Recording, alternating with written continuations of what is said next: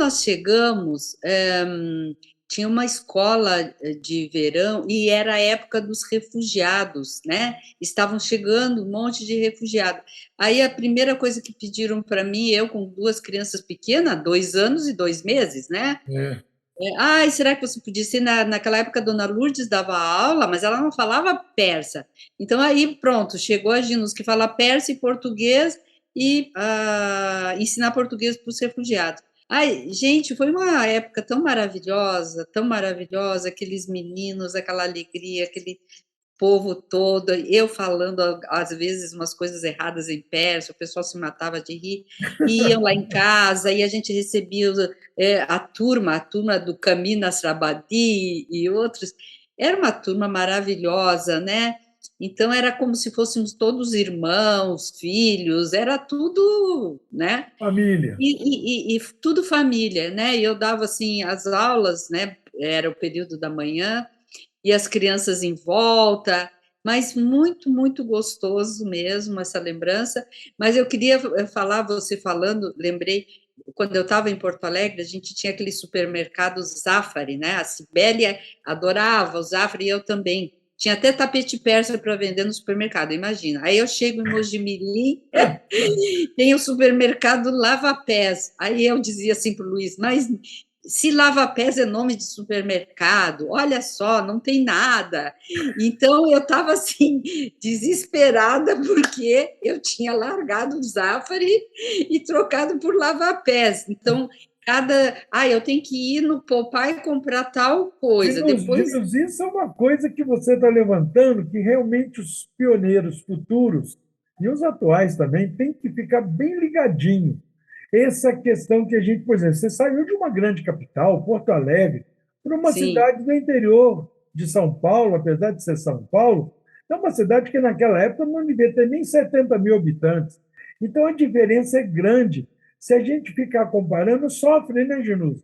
sofre, mas depois eu vi que, nossa, eu não trocava Mojimirim depois de um ano, assim, não, Mojimirim tu vai rápido, faz uma coisa, faz outra, né? Não tem É. trânsito e faz amizade mais fácil, tudo. E aí, nossa, nunca mais pensei em voltar para Porto Alegre, né?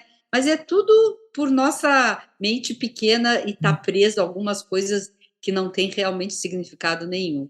E eu recebi tanta aprendizagem na época do Soutanier, né?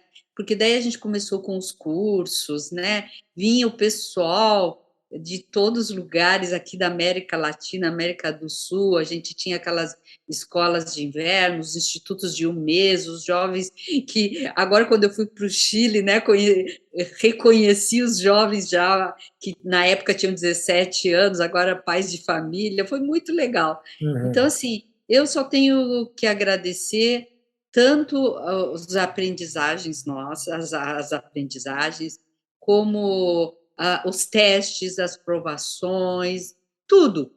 E uma coisa eu tenho que citar dessa época que ficou marcado para mim. Um dia eu estava caminhando no Soltanê chorando, né? Porque a gente tinha muitas dificuldades. A gente não tinha privacidade da nossa casa, não tinha horário, né? Outro dia, tu contando com o Humberto dos telefonemas, que tinha que ser mais barato depois da meia-noite, né? A É. gente estava aí sempre a postos. E um dia eu encontrei o seu Soltane, né? Ginus, por que tu tá chorando? Por causa disso. Nem lembro mais o motivo, mas eu lembro o conselho que ele me deu. Ele disse, se tu sempre tiver expectativa na tua vida, tu sempre vai sofrer. Tu sempre vai sofrer. Não tenha expectativa, porque as coisas vão acontecer e aí tu vai ficar feliz porque tu não tinha essa expectativa. Bom, para mim, Padinha, foi uma lição incrível, porque sempre que eu tinha uma expectativa, eu lembrava desse conselho de seu Soltano e pronto, passava. Pois Então, deixa eu te contar uma história, interrompendo assim sua. Espero que você não se perca aí. não, Mas aconteceu comigo na época da inauguração. Eu não lembro agora se foi na época da inauguração dos patamares ou foi peregrinação. Acho que foi peregrinação. Entrei no santuário do bar, sentei no chão ali, nos tapetes, né? E estava fazendo oração e muita gente entrando, muita gente saindo. Aí veio no meu pensamento o seguinte: o que aconteceria se eu ficasse aqui sozinho? Eu estaria, por exemplo, próximo ali, fisicamente, espiritualmente, do Bab de Abdul-Bahá. Mas era muita gente que estava dentro e muita gente saía, muita gente entrava, isso não ia acontecer. Mas o que aconteceu? Começou, o número de pessoas que saía era maior do que o número de pessoas que entravam. Genus, foi diminuindo, foi aumentando a saída, diminuindo a entrada. Eu me vi, eu não sei, porque eu fechei o olho, né? Eu me vi assim por alguns segundos sozinho, pois eu fiz 9. Aí que eu não sei se entrou gente depois, né? Mas aí eu fiz 9 a que remova dificuldades e pedi ao Bab o que eu precisaria de aprender. Foi uma coisa importante que eu precisaria aprender. Foi meu pedido, de olho fechado. Veio na minha cabeça exatamente isso que você acabou de contar, que o Sr. Soltani falou. Eu não tivesse expectativa. Eu só tinha no bolso uma caneta e aquele mapinha de peregrinação que estava dobrado no bolso. Eu tirei aquele mapinha, tirei a caneta e escrevi só a palavra expectativa. Mas não é fácil. Até hoje eu luto com isso, sabe? Não é fácil não ter expectativa, né? Mas olha que coisa interessante, hein? É, muito, muito.